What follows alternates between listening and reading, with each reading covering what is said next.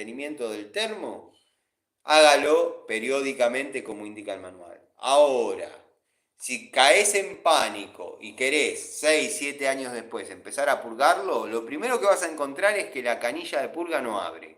O se te rompe en la mano o queda perdiendo. Segundo, probablemente en esos baldes de agua que saques se te salga alguna partícula de óxido, alguna partícula de sarro que está tapando algún, quizás, poro en principio. Ahí empiezan los goteos. Empieza el que prende y se escucha sobre el quemador. Pss, pss, y después ya se empieza a hacer pelota el termotanque. Si lo van a hacer el mantenimiento, háganlo de entrada. Si no, no toquen nada. Abran la canilla y utilicen el agua caliente. Diego, querido, ¿cómo va, Diego? Buenos días, Tano. Acá, presente. Ya que hablas de termotanque, ¿cómo sería el correcto mantenimiento del mismo? Bueno, te paso un poco más prolijo lo que dije antes. El correcto mantenimiento del termotanque lo vas a encontrar en el manual, que tiene que ir de la mano de una muy buena instalación.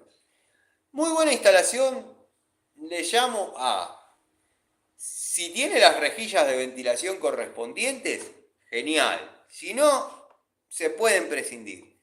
Pero lo que tenés que tener bien, y eso es importante para prolongar un poco más la vida útil del termo, es el tiraje.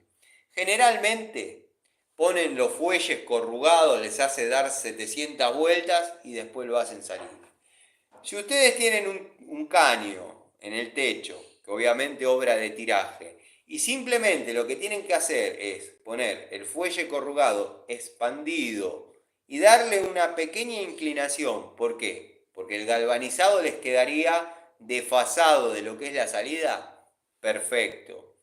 Ahora, si tienen que curvar a 90, eso ya está mal, porque hay retroceso de gases y hay exceso de temperatura dentro del termo. Lo correcto es que se vaya en línea recta hacia arriba, obviamente, o que tenga 50 centímetros de tramo recto, curva a 45, otro tramo recto, otra curva a 45 y después sí, que remate a los 4 vientos si es necesario. Ahí empieza el correcto mantenimiento del termo, desde la instalación. Después, cada 6 meses, si te lo querés tomar muy en serio, hay que tomarse el trabajo de aflojar lo que es lo que llaman la barra de sacrificio, que es un anodo de magnesio, e ir viendo el estado de la misma. Va a llegar un momento que va a ser como un alambrecito y lo único que vas a sacar es una tuerca, un tapón. Bueno, ahí hay que poner otro. ¿Has desarmado termos que ya se había desintegrado todo eso hace 10 años y nunca tuvo problema? Sí, he desarmado termos que estaban instalados desde el año 80, otros en el año 90, de la marca Rinza y Ar, cuando eran todos juntos. Después, cada 6 meses te conviene purgarlo. Purgarlo es sacarle 2 o 3 baldes de agua. ¿Para qué? Para que todas las partículas de óxido, sarro, arena que pudo haber bajado del tanque, que se depositan abajo, se vayan. De paso, mantenés en funcionamiento lo que es la canilla de purga, porque en una época venían de bronce, que ese riesgo ya no se corría, no corrías el riesgo de quedarte con la llave de purga en la mano. Todos terminaban poniéndole una canilla.